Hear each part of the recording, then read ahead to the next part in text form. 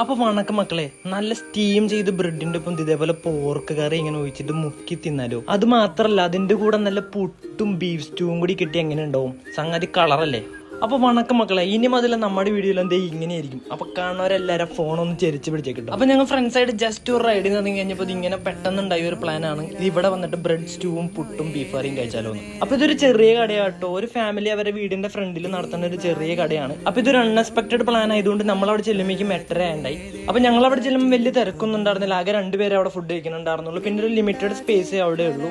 Limited sitting space ഉള്ളെങ്കിൽ പോലും ഭയങ്കര നീറ്റായിട്ടാണ് അവരത് ഇങ്ങനെ കൊണ്ടുനടക്കണേ. അപ്പോൾ ഓർഡർ ചെയ്ത് 5 മിനിറ്റ് കഴിഞ്ഞപ്പോഴേക്കും ചേച്ചി ഇതേ നമ്മുടെ ഐറ്റംസ് എല്ലാം ടേബിളിൽ കൊണ്ടുവച്ചിട്ടോ. അപ്പൊ ആദ്യം വന്നത് ബ്രെഡും ബീഫ് സ്റ്റൂ ആയിരുന്നു. ബീഫ് സ്റ്റൂ ഞാൻ എക്സ്പെക്ട് ചെയ്ത് അത്ര ഒരു ലെവലിലേക്ക് വന്നില്ലെങ്കിലും സംഭവം നൈസ് ആയിരുന്നു.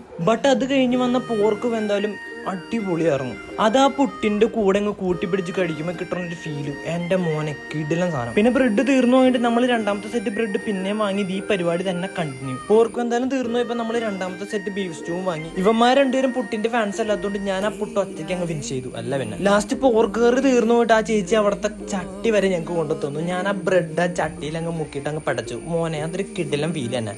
അപ്പൊ ഈ കിടിലൻ ലൊക്കേഷൻ വരുന്നത് വേറെ എവിടെയില്ല, നമ്മുടെ സ്വന്തം അങ്കമാലിയിൽ റെയിൽവേ സ്റ്റേഷൻ കരഞ്ഞു വരുന്ന യൂട്ടേൺ. അപ്പൊ മൂഗിനീൻസ് എങ്ങനെ എന്തുവാണ് ഈ ഷോപ്പിന്റെ പേര്. നിങ്ങൾക്ക് ഈ വീഡിയോ ഇഷ്ടപ്പെട്ടാൽ മാത്രം നിങ്ങൾക്ക് ഈ വീഡിയോക്ക് ലൈക്ക് അടിക്കാം. നിങ്ങളുടെ അഭിപ്രായങ്ങൾ കമന്റ് ബോക്സിൽ പറയാം. ഇത് തന്നെ നമ്മൾ യൂട്യൂബ് ചാനൽ അപ്ലോഡ് ചെയ്തിട്ടുണ്ടാവും. അപ്പൊ നിങ്ങൾക്ക് സബ്സ്ക്രൈബ് ചെയ്യുകയാണെങ്കിൽ ഇതേപോലത്തെ വീഡിയോസ് നിങ്ങൾക്ക് കാണാം.